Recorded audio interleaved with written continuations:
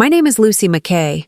I'm 38 years old, and if you asked anyone at my office what I do, they'd say I'm a financial analyst, one of those people who crunches numbers all day, making sense of chaos, finding order where there seems to be none. It's a skill I've honed over 15 years at a prestigious investment firm, a career I've built quietly, steadily, without much fanfare. But outside the glossy glass walls of my office, my life looks very different. At home, in the tangled web of family, I'm almost invisible. Not because I'm shy or withdrawn, but because I live in the shadows of others. Most notably, my sister Emma. She's the one everyone notices. Charming, outgoing, effortlessly slipping into the spotlight. At family gatherings, she's the favored child, the golden girl who always gets what she wants. Meanwhile, I'm the quiet one who pays the bills, manages the budgets, and keeps everything running behind the scenes. It's funny, really. Everyone assumes Emma's wedding is a grand family affair, a celebration of love and new beginnings. But what they don't see is how much I'm quietly footing the bill. From vendor deposits to dress fittings to the countless little things that no one bothers to mention, I've been the financial backbone of this wedding for months now. No one knows, not even Emma herself, that the credit cards I put on the line are mine. I remember the first time Emma called me about the wedding plans. She sounded excited but overwhelmed, listing out vendors and venues with a dizzying enthusiasm that I admired, but also knew would come with a hefty price tag. Without hesitation, I offered to help manage the budget. It was just another role I slid into, like so many before. Organizer, supporter, the family's silent provider. At work, I wear my professionalism like armor, but at home, I'm expected to be something else entirely. Selfless, invisible, and uncomplaining. When the family gathers around the dining room table, sharing stories and laughter, I'm there too, but somehow never really part of the conversation. I watch Emma sparkle under the glow of parental praise, while I remain the steady, unnoticed presence in the background. The other day, we went wedding shopping together at a sprawling mall. It was supposed to be a joyful occasion, a chance for sisters to bond over tulle and lace.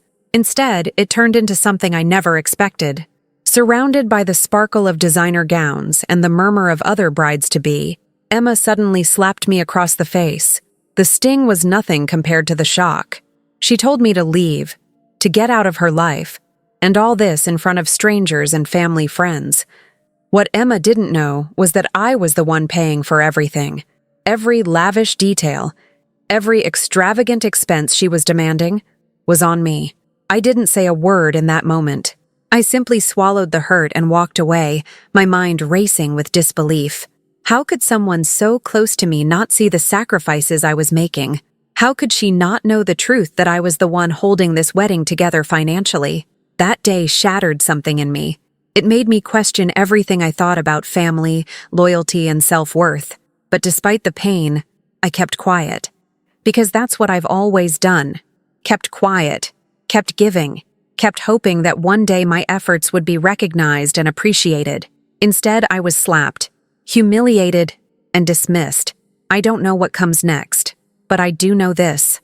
I'm tired of being invisible, tired of being taken for granted, and for the first time in a long time, I'm starting to wonder if it's time to put myself first.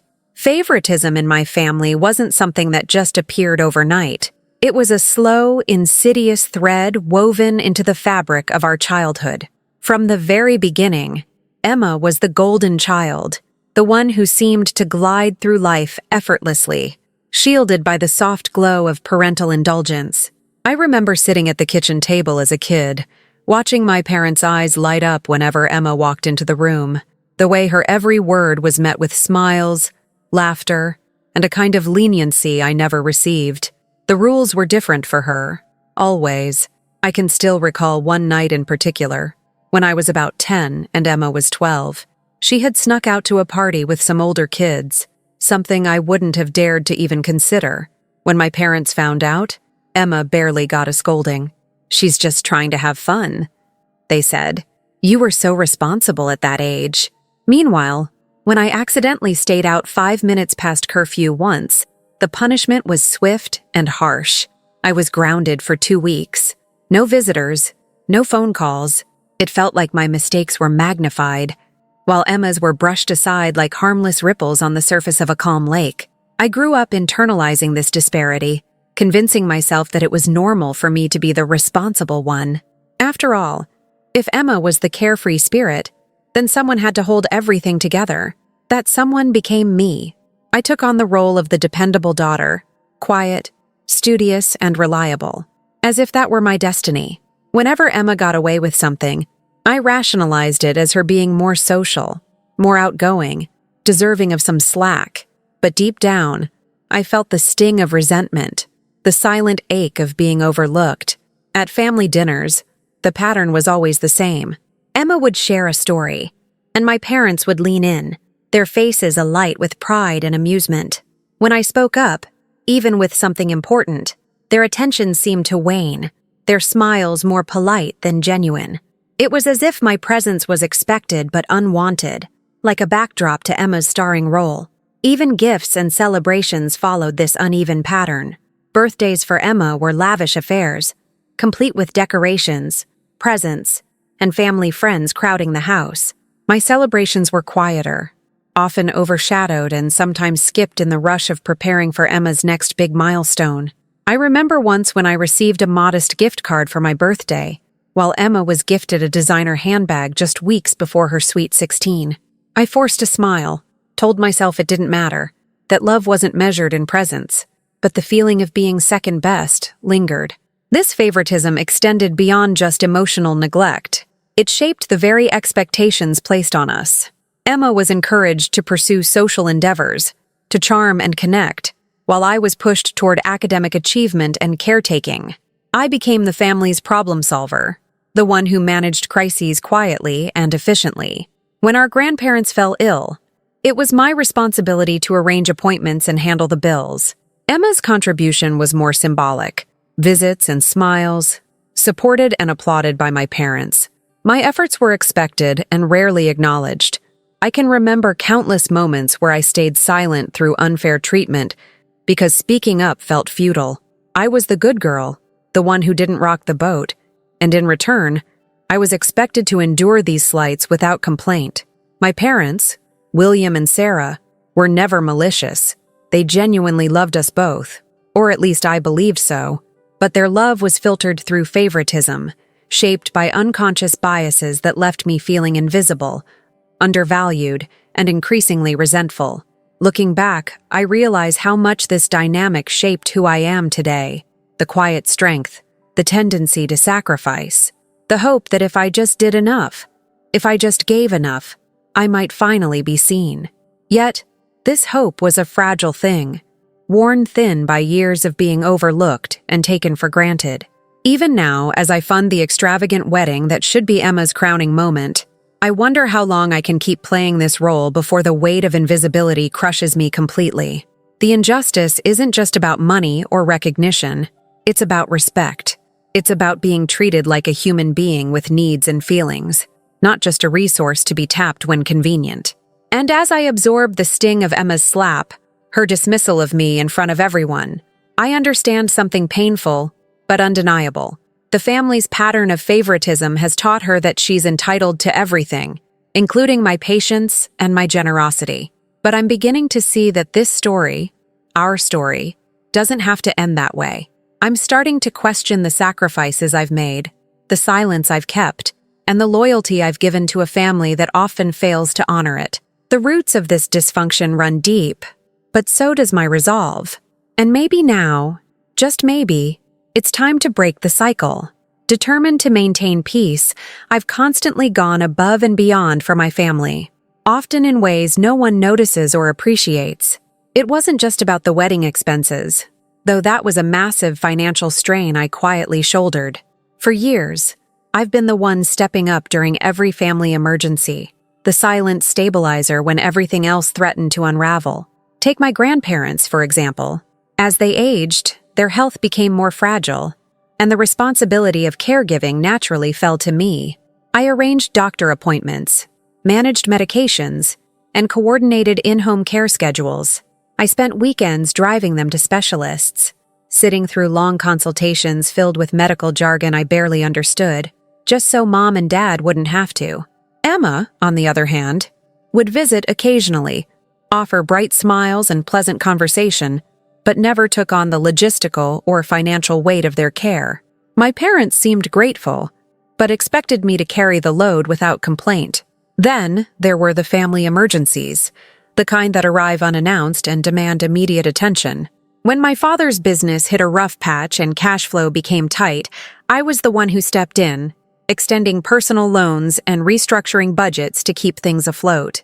I did it quietly, without announcing it to anyone, because family was supposed to be that way.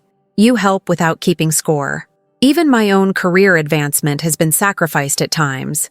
I remember when a promotion opportunity arose at work, one that could have boosted my salary and opened doors to leadership positions. But the timing coincided with a particularly chaotic period at home.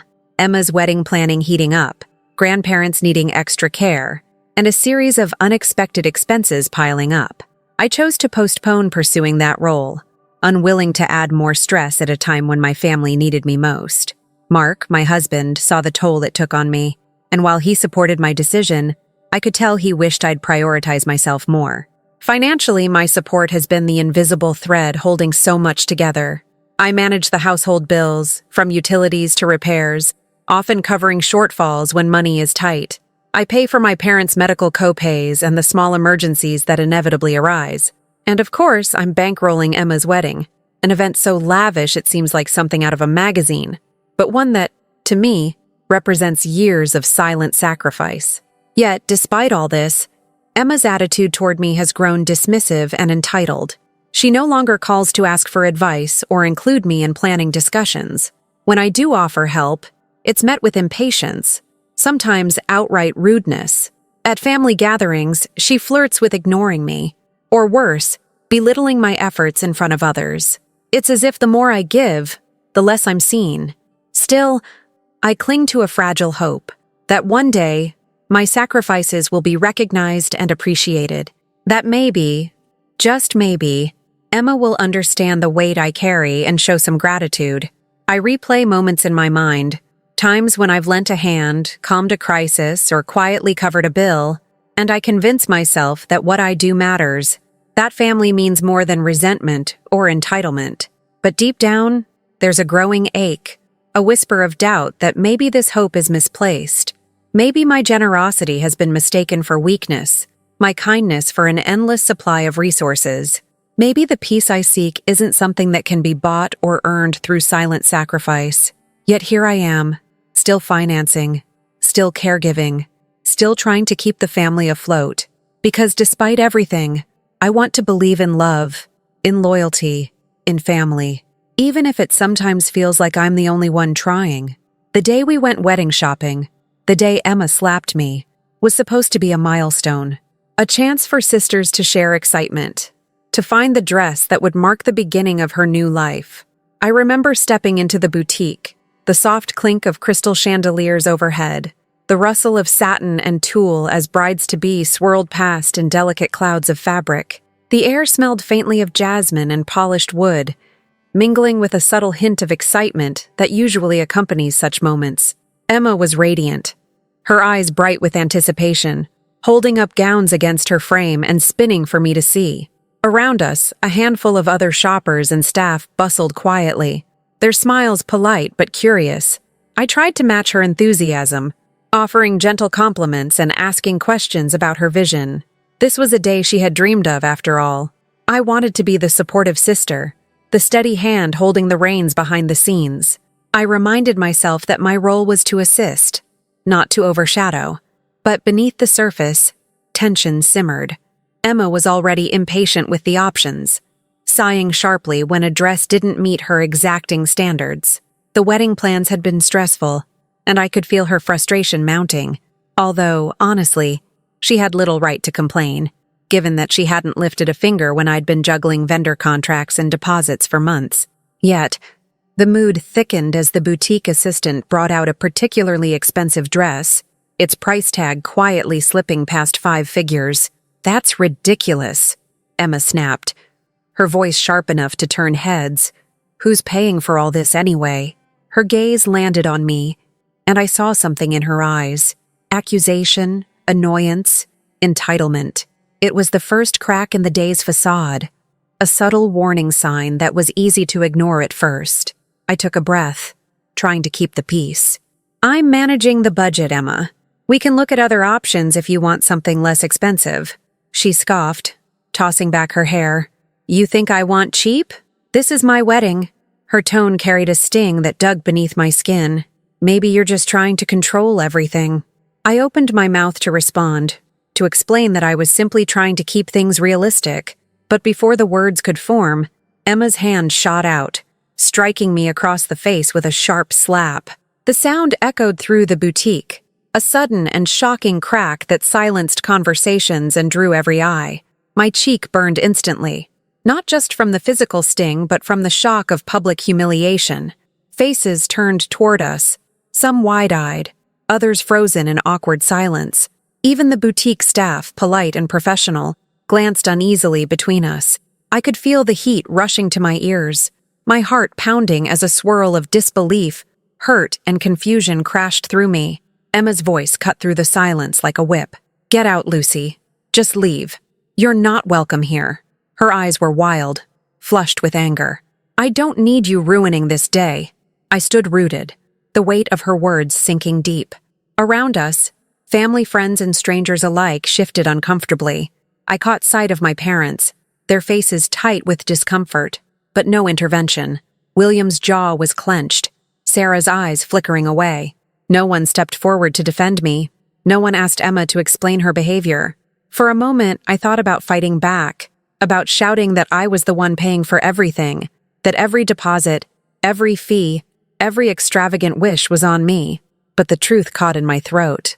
I swallowed hard, blinking back the sting in my eyes. The last thing I wanted was a scene, a spectacle that would only deepen the divide. So I turned, quietly gathering my coat, and walked toward the boutique's exit. As I moved through the crowd, whispers fluttered behind me like a cold wind, some speculative, some judgmental. I heard a few gasps, the sharp intake of breath when they fully realized what had happened. I didn't look back. I couldn't. My mind was a chaos of disbelief and hurt, swirling around the realization that the sister I had supported without question saw me as nothing more than a nuisance.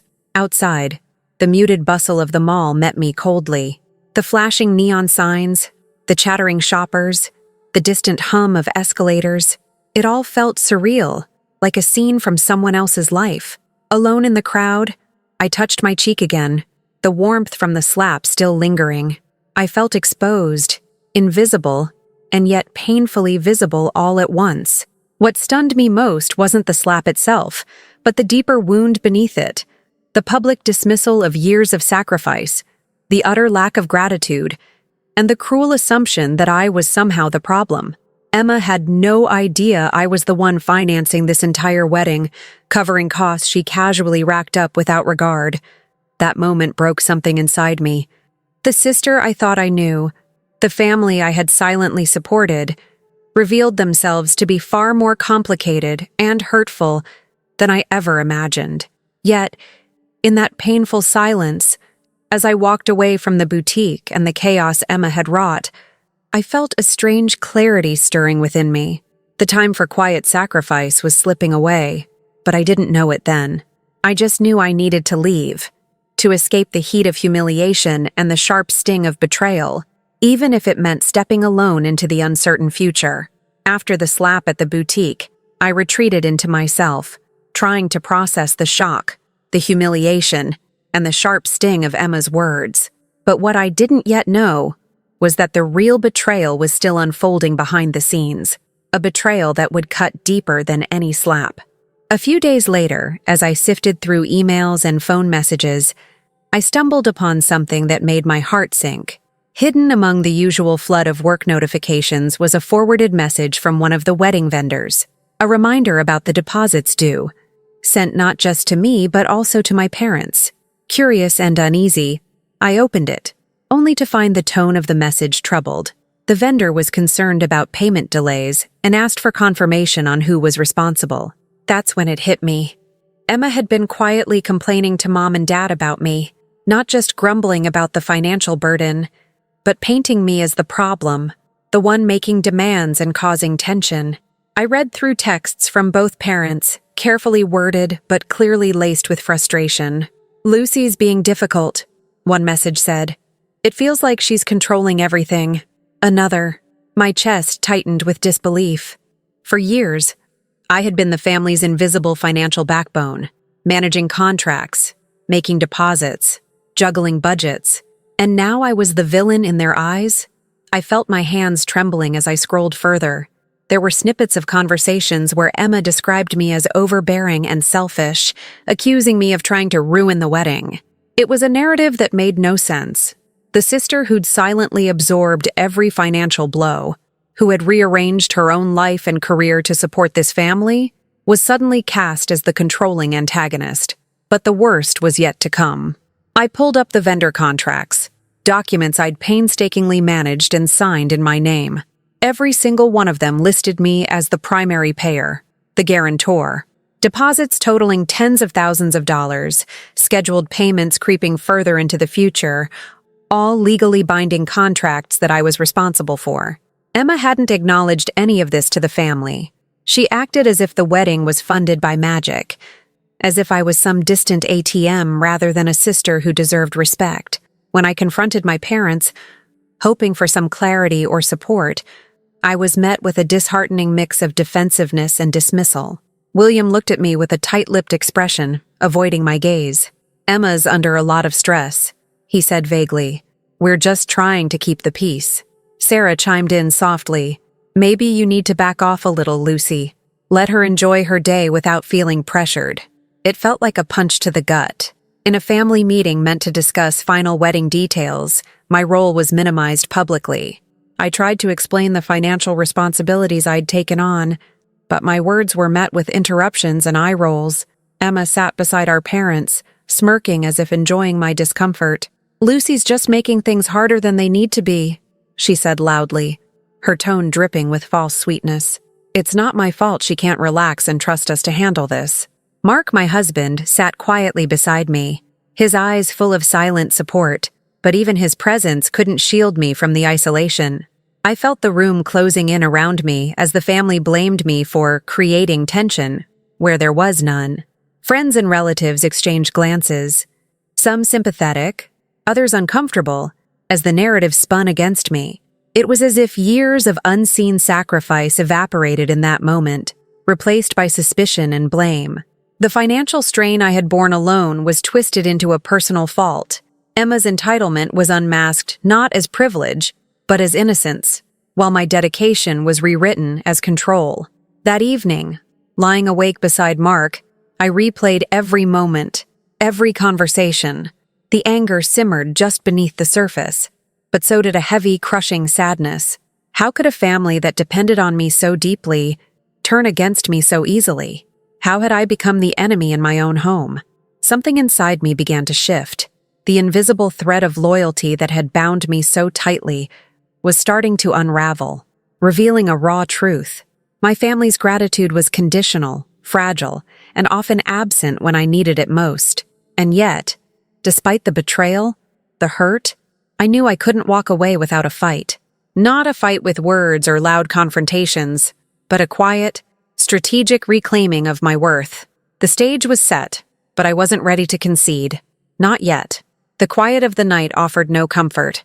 I sat alone in our dimly lit living room, the soft hum of the city outside barely seeping through the curtains, the weight of everything, the slap, the humiliation, the betrayal, pressed down on me as heavily as the silence around me.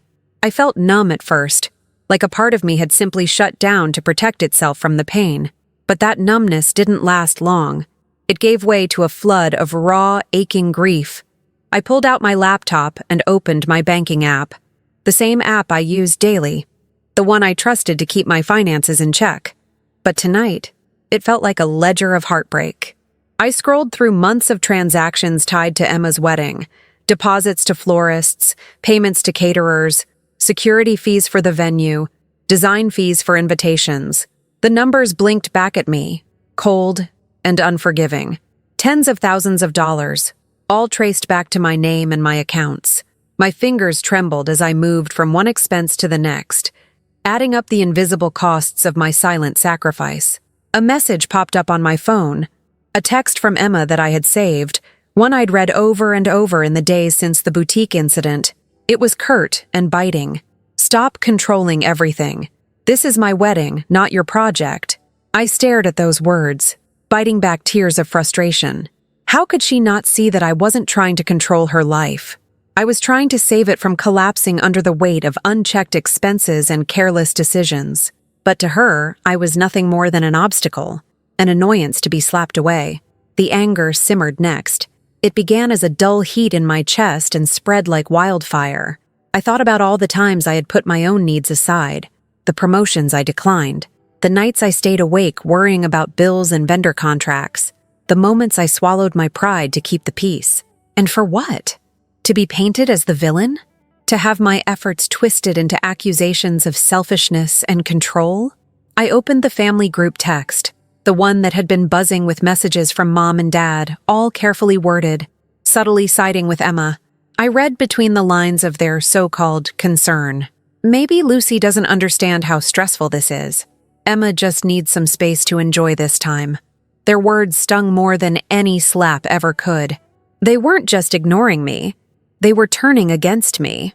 I scrolled through the vendor contracts saved on my computer, pages and pages of legal jargon, each document binding me to payment obligations I hadn't fully grasped until now. Emma had never mentioned these contracts to anyone else, never offered to share the burden, or even acknowledge my role. Instead, she had been telling our parents that I was overbearing, that I was making the wedding stressful. The bitterness twisted in my stomach. My eyes caught the family calendar on my phone, dotted with reminders of appointments and payments I'd set months ago, sacrifices I'd made to keep everything on track. I realized just how much I had been absorbing: financial strain, emotional exhaustion, the invisible labor no one thanked me for. And throughout it all, I had hoped, naively perhaps, that love and loyalty would be enough to bridge the growing divide. But love isn't supposed to sting like this. I leaned back, exhaling slowly, trying to steady the storm raging inside me. The grief of being unseen and unappreciated began to transform, shifting gears into something stronger. Anger, yes, but with purpose. I wasn't just hurt anymore. I was waking up to a truth I couldn't ignore. My family had taken me for granted, exploited my kindness, and dismissed my worth. This wasn't just about a wedding or a slap. It was about respect, about boundaries, about reclaiming my own value. For years, I had been the family's safety net, absorbing their failures and smoothing over their messes. But safety nets can fray, and I was starting to see the frays in mine. The clarity was painful, but necessary. I owed them nothing. Not my money, not my silence, not my sacrifice. My generosity was not a license for abuse. In that quiet room, surrounded by the shadows of all the unseen work I'd done, I made a choice. No longer would I let my kindness be mistaken for weakness. No longer would I carry the weight of a family that refused to see me. It was time to reclaim control, to build boundaries where none had existed, to prioritize my own peace and dignity. The path ahead was uncertain, fraught with tension and conflict I wasn't ready for. But for the first time in a long while, I felt a flicker of something I hadn't felt in years: resolve. I wasn't just going to endure anymore. I was going to fight back, not with anger or confrontation, but with quiet strength and strategic action. The night stretched on, and as I sat there, surrounded by the evidence of my sacrifice and betrayal, a single truth became undeniable. The story I'd been living, the role I'd been cast in, was about to change. That night, as the city's dull hum settled outside our windows, I sat alone at the kitchen table, surrounded by the quiet remnants of a day I wished I could erase. The sting of Emma's slap still burned on my cheek, but beneath that physical pain lay something deeper, a raw wound of betrayal that pulsed relentlessly in the silence. I felt hollow but determined, like a dam holding back a flood that could no longer be contained. I opened my laptop and pulled up the folder labeled Emma's Wedding. a name that once brought excitement but now felt like a chain tying me to an unending burden. There, I began the painstaking process of cataloging every expense I'd covered, line by line, vendor by vendor, payment by payment. It was a ledger of invisible debts, deposits to florists, venue fees, catering costs, tuxedo rentals, hair and makeup crews, even the tiny extras nobody thinks about, the ribbons, the place cards, the thank you gifts for guests. Each entry was a sharp reminder of how much I had given, silently and without fanfare. Scrolling through bank statements, I traced the flow of funds from my credit cards and accounts. The numbers hit harder than I expected. Tens of thousands of dollars, all in my name, all binding me legally and financially. And yet, the family acted as if I were simply an obstacle, not the backbone holding everything together. I shivered, realizing that despite the invisible weight on my shoulders, no one, not Emma, not Mom or Dad, had paused to thank me, to acknowledge my sacrifices. I pulled up the vendor contracts I had signed. Thick with legal jargon, they bound me to payment schedules, cancellation policies, and liabilities. I read through clauses about deposits being non-refundable, penalties for late payments, and vendor rights to pursue charges through collections. My heart raced as I realized the risks I was shouldering alone. If I walked away now, the financial fallout could be severe, not just for me, but for the family's reputation. Yet, the thought of continuing to bankroll a family that neither respected nor appreciated me was unbearable. Then came the calls. I reached out to my lawyer, a trusted friend who had helped me navigate complicated contracts before. Explaining the situation without revealing too much detail over the phone, I asked for advice on my options. Could I legally cancel deposits without incurring massive penalties? Were there clauses that allowed me to withdraw financial support if the other party was uncooperative or abusive? What protections did I have if the contracts were solely in my name but benefited Emma? Her voice was calm, but firm. Lucy, you have to be strategic here. The contracts are binding, but there are often provisions for breach or cancellation, especially if you can prove misrepresentation or undue pressure. It's important to document everything, texts, emails, phone calls, that show any manipulative behavior. And if you decide to pull the plug, do it cleanly and decisively. Don't leave room for negotiation or misinterpretation. Her advice sparked a steely resolve in me. This wasn't just about money anymore.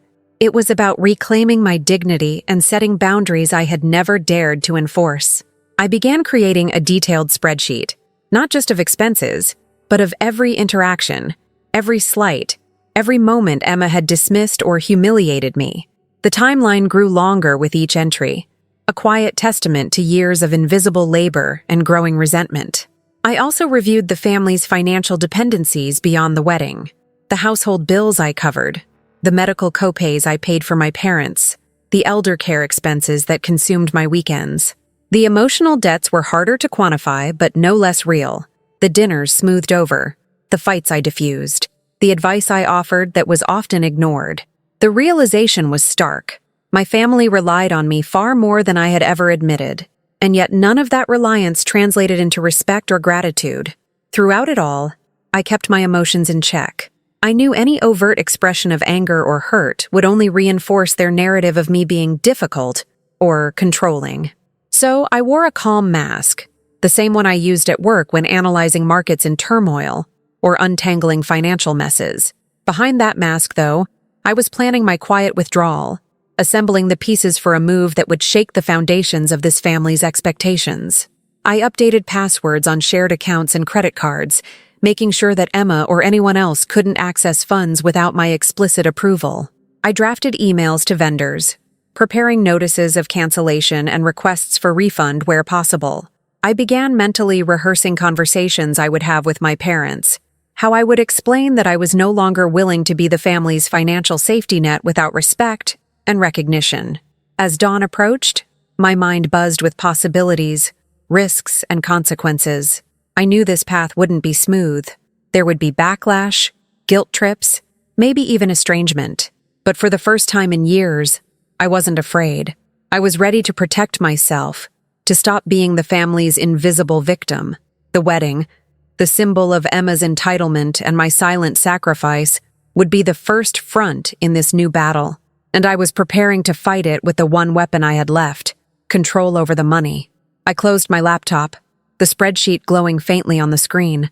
My hands were steady now. The quiet planning, the strategic thinking. It felt like reclaiming parts of myself I'd lost to years of giving without boundaries. Tomorrow, things would change. The morning after my late-night planning session, I woke with a strange mix of exhaustion and determination. The familiar ache in my jaw where Emma's slap had landed was a dull reminder of how much had changed in just hours. But more than that, I felt a growing sense of control, a flicker of power I hadn't allowed myself to acknowledge in years. Today marked the beginning of a new kind of quiet rebellion. Subtle, firm, calculated. The first step was simple, yet it felt monumental.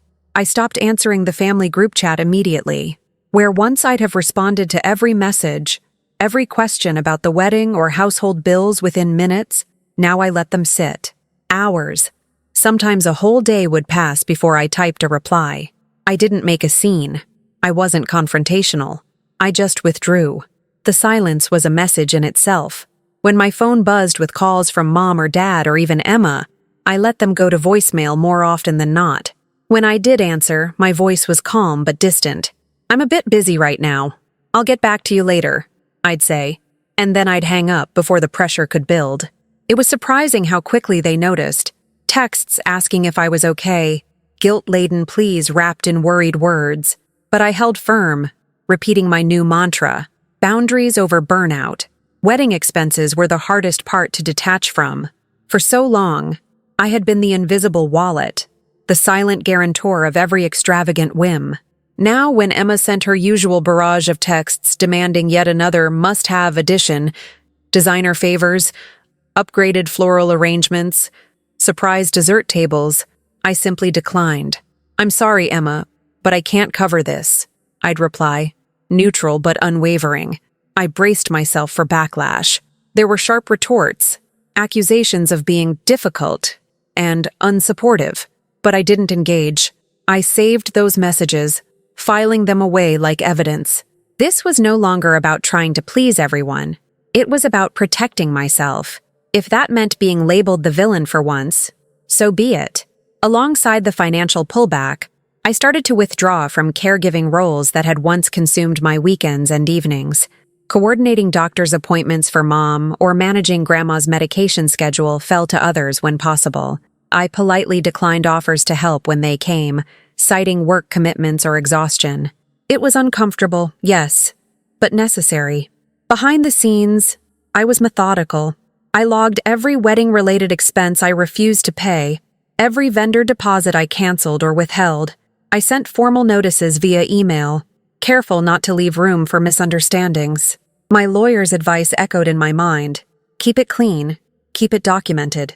When I updated credit card permissions and changed passwords on shared accounts, I did so quietly, aware that these small actions would ripple through the family like a sudden chill.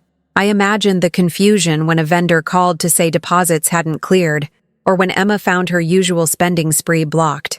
I felt a strange satisfaction knowing this disruption was finally mine to control. Still, I maintained a composed exterior whenever we crossed paths at family events.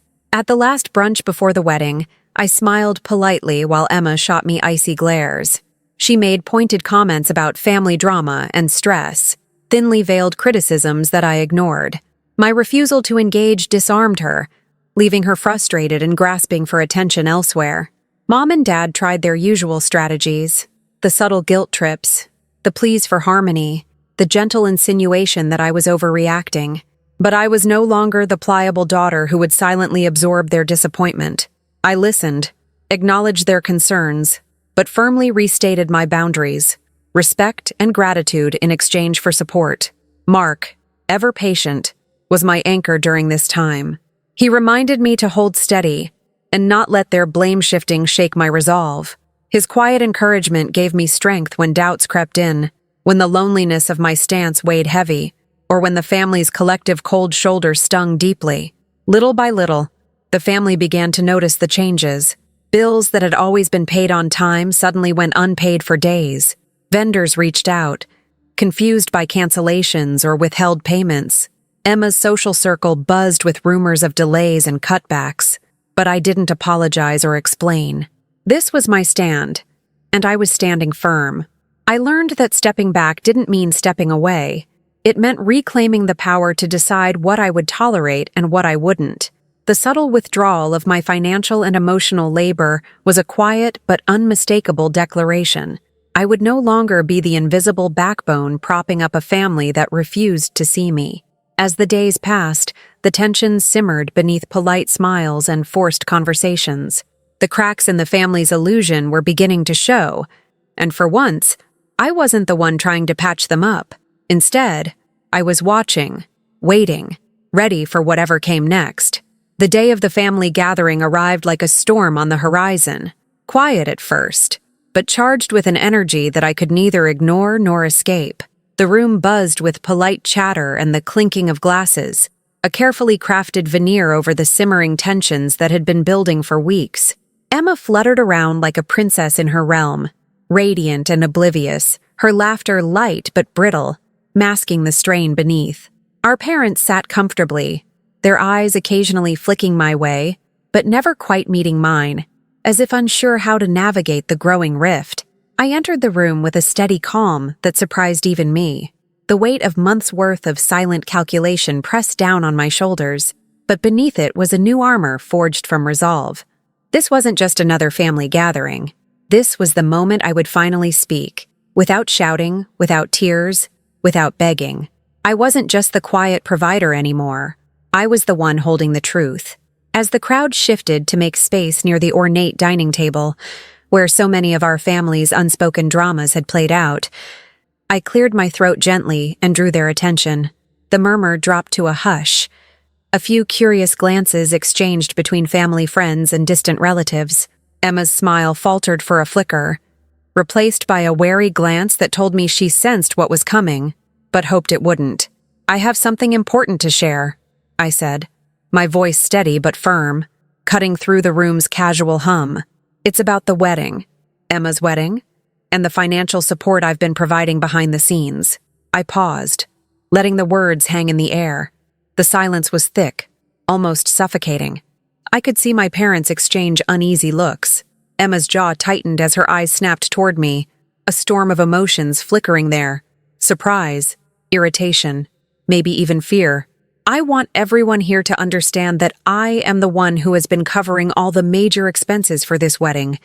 Every vendor deposit, every contract, every payment, all of it has been paid from my accounts. I continued, lifting a folder of documents I had brought with me. These contracts are in my name. I am legally responsible, and as of today, I have canceled all vendor deposits and revoked all payment authorizations related to Emma's wedding. A gasp escaped from someone near the back. A family friend, I think. Emma's face drained of color, her eyes wide and incredulous. "What?" she whispered, her voice trembling with disbelief and rising panic. She shot a look toward our parents, who looked startled, their faces a mixture of shock and reluctant acceptance. Emma's bravado crumbled. "You can't do that! This is my wedding! You promised!" she protested, her voice rising with desperation. But I held my ground, the calmness in my tone betraying none of the turmoil churning inside me. "I didn't promise to fund your entitlement or bail out unchecked spending," I said quietly but clearly.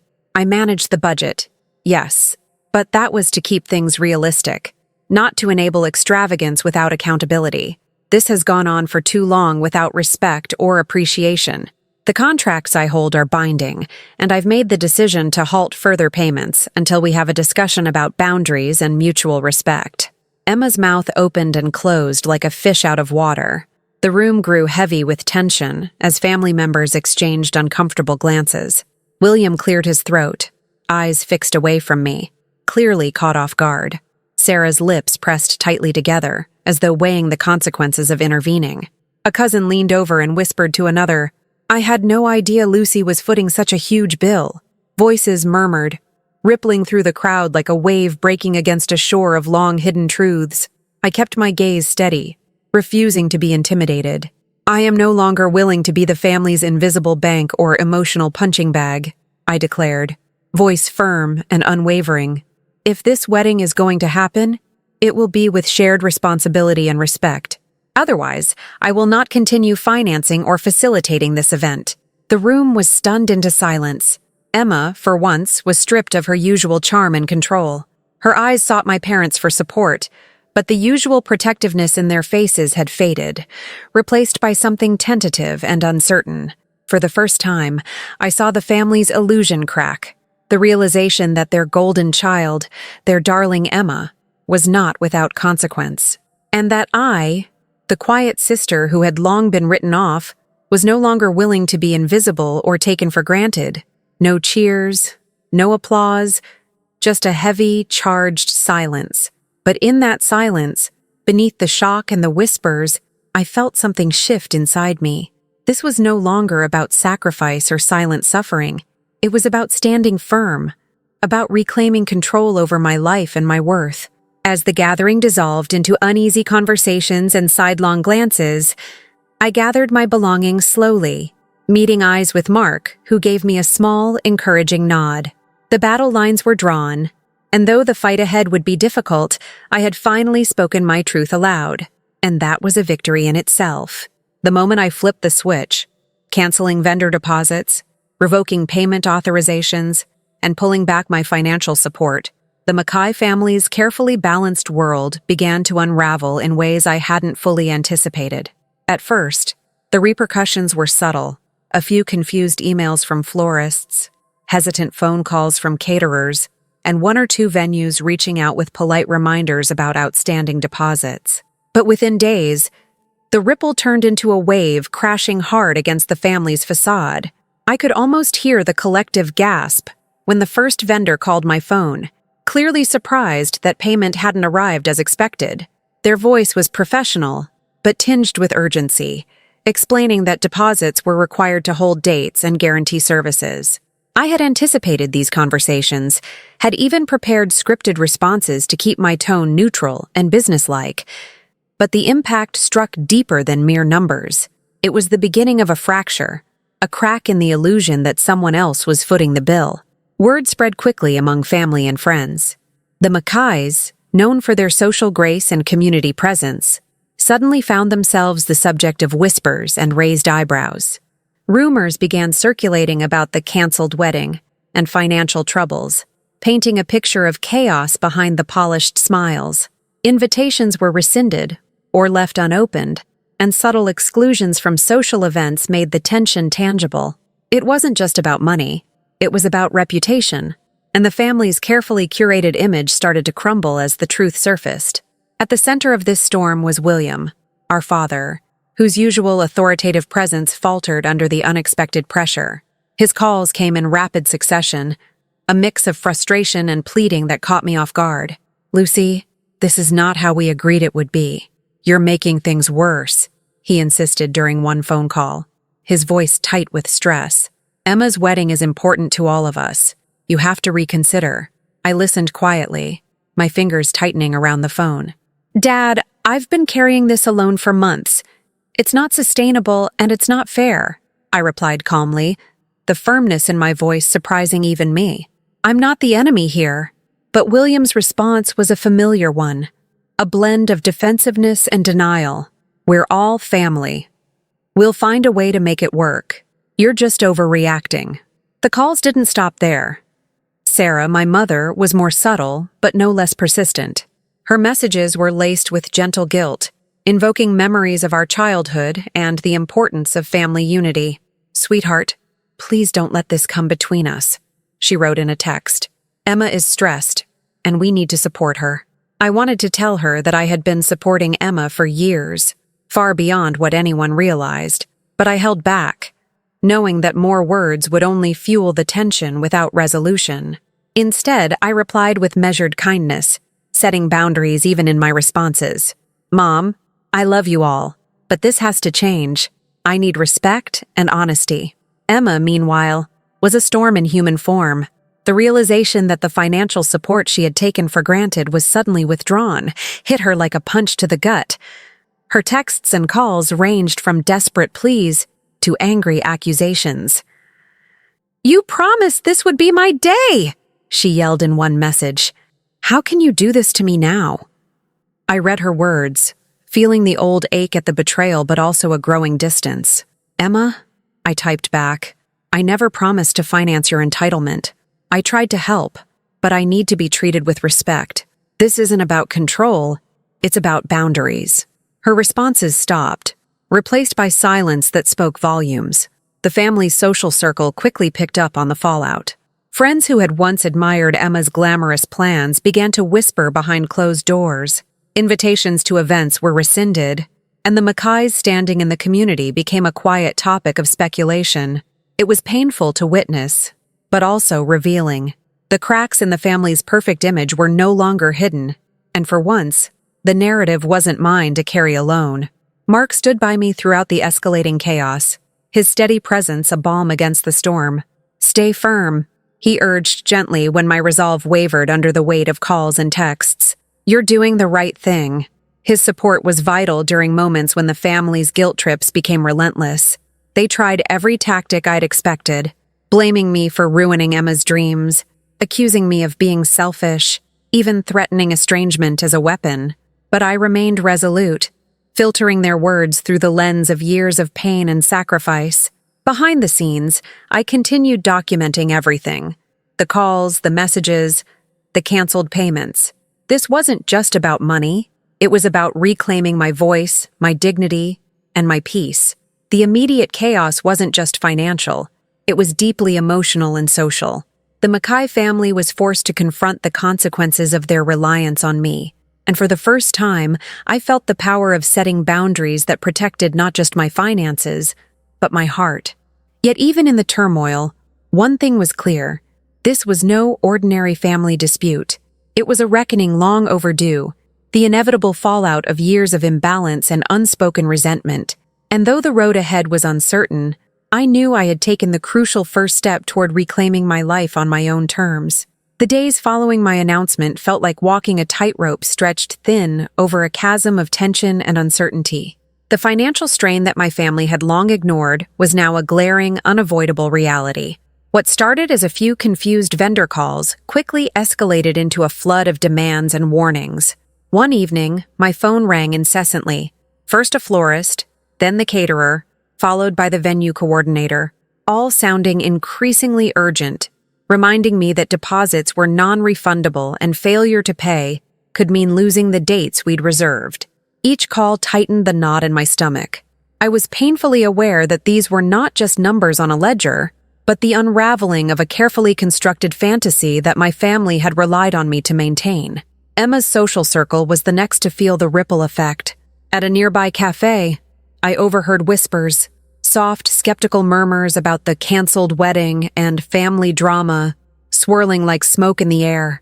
Friends who once gushed over Emma's lavish plans now exchanged concerned glances, casting sideways looks that spoke of quiet judgment. The gossip was subtle but stinging.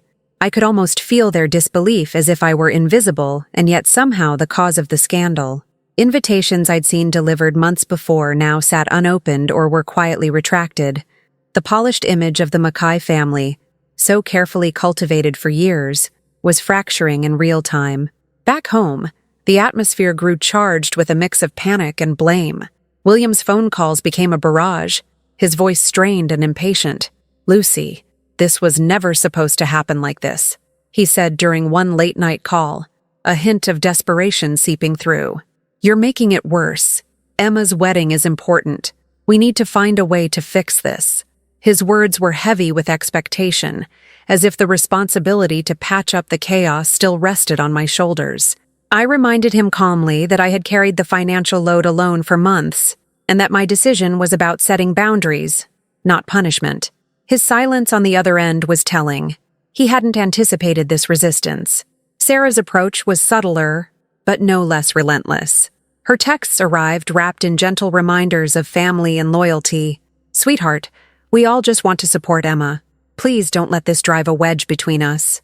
I wanted to tell her that my support had been unwavering for years, that the wedge had long existed, but instead I replied with measured kindness. reinforcing my need for respect and mutual responsibility. It was exhausting to maintain composure in the face of their quiet pressure, but I knew giving in wasn't an option. Emma herself was a tempest of conflicting emotions. Her messages fluctuated between frantic pleas and harsh accusations. "You promised this would be my day," she wrote, voice dripping with both heartbreak and entitlement. "How can you do this now? After everything?" Reading her texts, I felt the old ache of betrayal flare up, but beneath that pain was a growing wall of resolve. I typed back firmly, "I never promised to bankroll unchecked spending. I've supported you for years, but I need respect in return. This isn't about control, it's about boundaries." Her silence after that message was deafening. The family's social standing, once untouchable, took a visible hit. Mutual friends and acquaintances who had previously admired Emma's glamorous plans now whispered behind closed doors. Invitations to social events were withdrawn or left unacknowledged. At community gatherings, subtle looks and hushed conversations marked the shift. Watching this unfold was bittersweet. It was painful to witness the fallout, but also revealing. Finally, the veneer cracked, exposing the dysfunction that had been hidden under polite smiles. Throughout this storm, Mark stood steadfast by my side. His quiet support was a lifeline when the guilt trips and accusations threatened to shake my resolve. "You're doing the right thing," he reminded me during one particularly difficult day, his calm voice steadying my weary heart. His presence was a reminder that I wasn't alone in this battle. The family's attempts at manipulation grew more desperate. They oscillated between false apologies, subtle threats of estrangement, and veiled blame. "You're tearing us apart," William said during one strained phone conversation. "Think about what you're risking." But I remained firm, recognizing their tactics as attempts to regain control, not genuine attempts to understand. I continued to document everything: the phone calls, the texts, the canceled payments. This was more than just a financial dispute.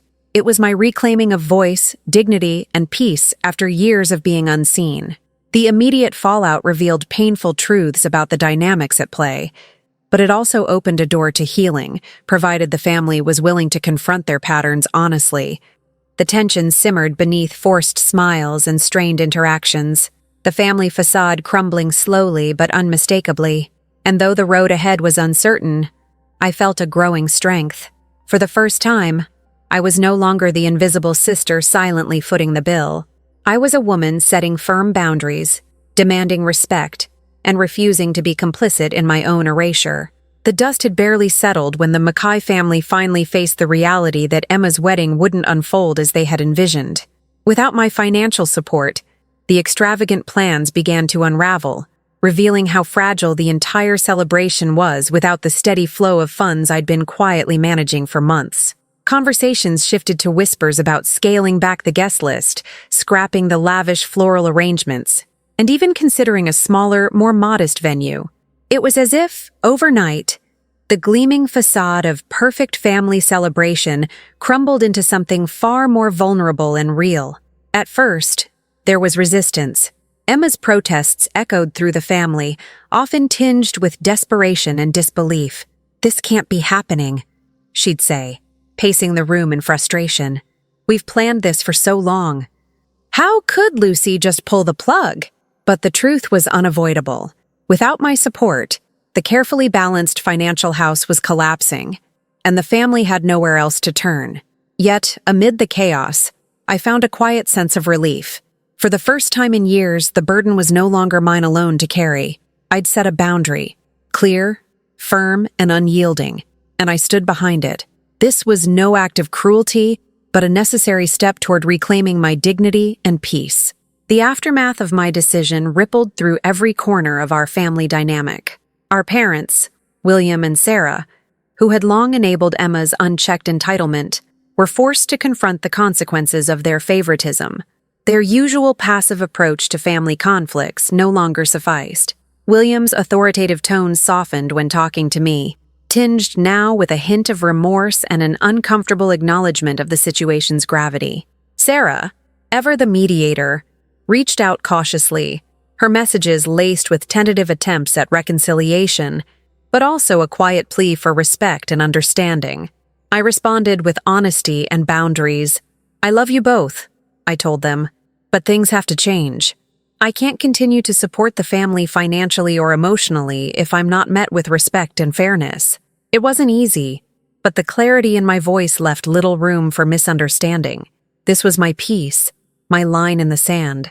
Emma, stripped of the financial safety net she had always taken for granted, began to see cracks in her own entitlement.